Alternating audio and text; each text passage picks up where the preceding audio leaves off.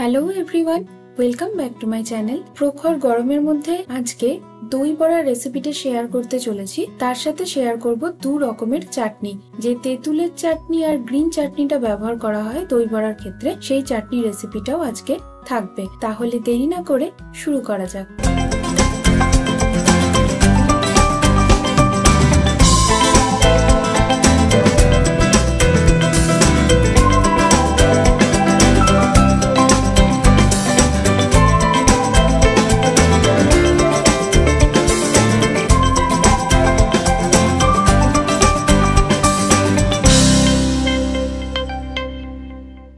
প্রথমে এখানে 1.5 কাপ বিউলির ডাল 1 থেকে 2 বার জল দিয়ে ধুয়ে ভিজিয়ে রাখবো। খুব বেশি বার এটা ধোবো না, জাস্ট 1 থেকে 2 বারই এটা ধুয়ে নেব।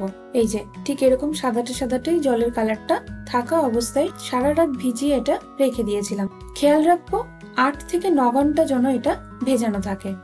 এরকম ফুলে গেলে এরপরে মিক্সার গ্রাইন্ডারে দিয়ে ভালো করে গ্রাইন্ড করে নিতে হবে।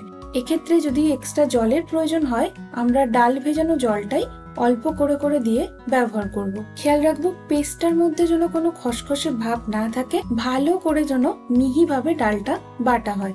ওয়ান সাইডেড ফোল্ড করে, মানে একটা সাইডে ঘুরিয়ে ঘুরিয়ে আমরা ব্যাটারটাকে ফেটিয়ে নেব। এখানে মনে হচ্ছে আরেকটু জলের প্রয়োজন হবে, ওই ডাল ভেজানো জলটাই সামান্য দিয়ে দিচ্ছি। এই ডালের জলটা ব্যবহার করার ফলে এক্ষেত্রে দই বড়াটা খুব ভালোভাবে ফুলবে। ব্যাটারটা কমপ্লিট হয়ে এসছে। কিভাবে বুঝবো? এরকম জলের মধ্যে একটা ড্রপ দিয়ে দেখবো, যদি ডুবে গিয়ে আবার ভেসে ওঠে তার মানে বুঝতে হবে ব্যাটারটা খুব ভালোভাবে ফেটানো কমপ্লিট হয়েছে। আদা কুচি দিলাম 1 টেবিল স্পুন, কাঁচা লঙ্কা 1 table spoon, half table spoon ব্যবহার করছি লবণ। সাদা তেল দিয়ে দিচ্ছি কড়াইতে বেশ খানিকটা। ভালো করে গরম হয়ে গেলে গ্যাসের ফ্লেমটা লো করে দিয়ে এক একটা করে বড়া আমরা দিয়ে দেব। বেশ অনেকক্ষণ ধরে আমরা দুটো পিঠই লাল করে ভেজে নেব। গ্যাসের ফ্লেম লোতেই থাকবে, যার ফলে ভেতর পর্যন্ত ভাজাটা ভালো করে হবে এবং কাঁচা ভাব থাকবে না।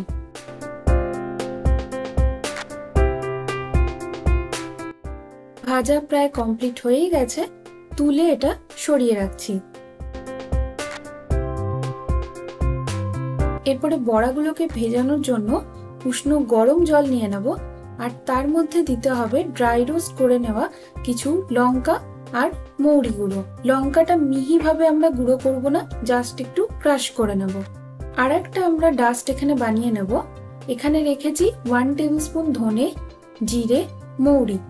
রোস্ট করা হয়ে গেলে ভালো করে এটা গুঁড়ো করে নিতে হবে। তবে এই গুঁড়োটা আমরা ব্যবহার করব দই বড়ার উপরে দেওয়ার জন্য। উষ্ণ গরম জলের মধ্যে দিচ্ছি লবণ হাফ টেবিল স্পুন, হিং দিচ্ছি 1 টিস্পুন, শুকনো লঙ্কার মৌরি যেটা ক্রাশ করে নিয়েছিলাম রোস্ট করে ব্যবহার করছি 1 টেবিল স্পুনের কাছাকাছি।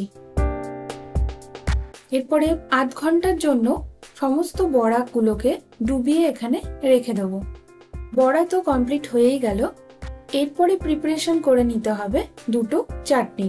তাহলে দেখে নি তার জন্য কি লাগছে। 300 গ্রাম তেঁতুল ভিজিয়ে রেখেছিলাম 1 ঘন্টার জন্য।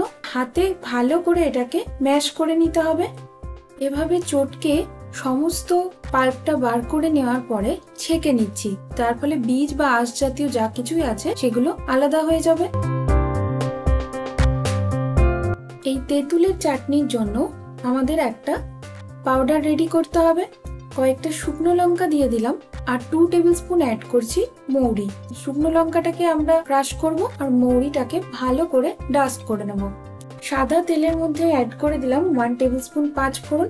পাঁচফোড়নটা থেকে স্মেল ছেড়ে দিলেই এখানে বার করে রাখা তেঁতুলের পাল্পটা ঢেলে দিচ্ছি। 10 মিনিটের জন্য এরপরে ঢাকা দিয়ে এটা ঘন করার জন্য রেখে দিতে হবে। দেখতেই পারছো মোটামুটি এটা কমে অনেকটাই থিকনেসে চলে এসছে।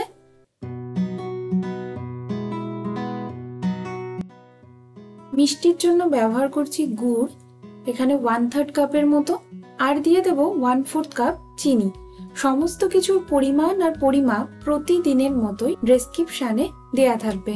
দুটো উপকরণকে মিশিয়ে নিয়ে দিচ্ছি 1 পিঞ্চের মতো লবণ, কাশ্মীরি লঙ্কার গুঁড়ো 1/2 টেবিল স্পুন, গুঁড়ো করে নেওয়া শুকনো লঙ্কা আর মৌরি দিয়ে দিলাম। এরপরে 1/2 টিস্পুন দিয়ে দিচ্ছি হিং। সমস্ত উপকরণগুলো মিশিয়ে নিয়ে আমরা নামিয়ে রাখবো, কারণ ঠান্ডা হলে এটা আরো জমে যাবে। কোন পর্যায়ে নামাবো সেটাও বলে দিচ্ছি। এভাবে একটা চামচ ডুবিয়ে নেওয়ার পরে যদি দেখা যায় চাটনিটা পুরো কোট করে গেছে চামচটাকে, আর এভাবে হাত দিয়ে দাগ কাটার পরে কোনোভাবেই দুটো সাইড মিশছে না, তার মানে এই পর্যায়ে আমরা চাটনিটা নামিয়ে রাখতে পারি। গ্যাসের ফ্লেমটা বন্ধ করে 1 টেবিল স্পুন অ্যাড করে দিলাম ভিনিগার। যেহেতু চাটনিটা অনেক দিনের জন্য রাখা থাকবে, তাই জন্য ভিনিগারটা অ্যাড করলাম। গ্রিন চাটনিটা এখানে রেডি করে নেব। ধনেপাতা ব্যবহার করছি 1 কাপের কাছাকাছি। দিতে হবে সামান্য আদা, 2 কোয়া রসুন, 1 পিঞ্চের মতো জিরে ধনে ড্রাই রোস্ট করা গুঁড়ো, আমচুর পাউডার 1/2 টেবিল স্পুন, বিট নুন দিচ্ছি 1 টিস্পুন, 1/2 টিস্পুন লবণ, লেবুর রস দিচ্ছি সামান্য একটু পরিমাণে, কাঁচা লঙ্কা ঝালের জন্য 2টো দিয়ে দিলাম। এরপরে সমস্ত উপকরণগুলোকে মিক্সার গ্রাইন্ডারে ঘুরিয়ে নেব। যেহেতু চাটনির ফ্লেভারটা অনেকটাই স্ট্রং আছে, মানে এখন এটা ব্যবহার করা যেতেই পারে, কিন্তু ধনেপাতার গন্ধটা খুব বেশি পরিমাণে লাগবে, তার জন্য এখানে ব্যবহার করছি 1 টেবিল স্পুন টক দই। চিনি গুঁড়ো ব্যবহার করলাম 1 টিস্পুনের কাছাকাছি।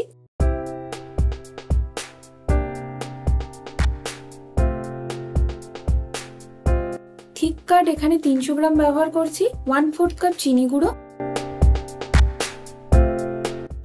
লবণ 1/2 টেবিল স্পুন ব্যবহার করলাম। এরপরে সমস্ত উপকরণগুলোকে ভালো করে ফেটিয়ে নেব।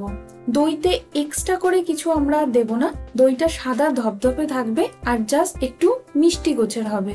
এরপরে দেখিয়ে দিচ্ছি বড়াগুলো কেমন হয়েছে। দেখতেই পারছো নিশ্চয়ই কতটা নরম এটা হয়েছে, ভেতরে অনেকটাই জালি জালি ভাবও রয়েছে। এই পর্যায়ে এক একটা করে বড়া তুলে আলগাভাবে এভাবে প্রেস করব, অন্য একটা প্লেটে তুলে রাখবো।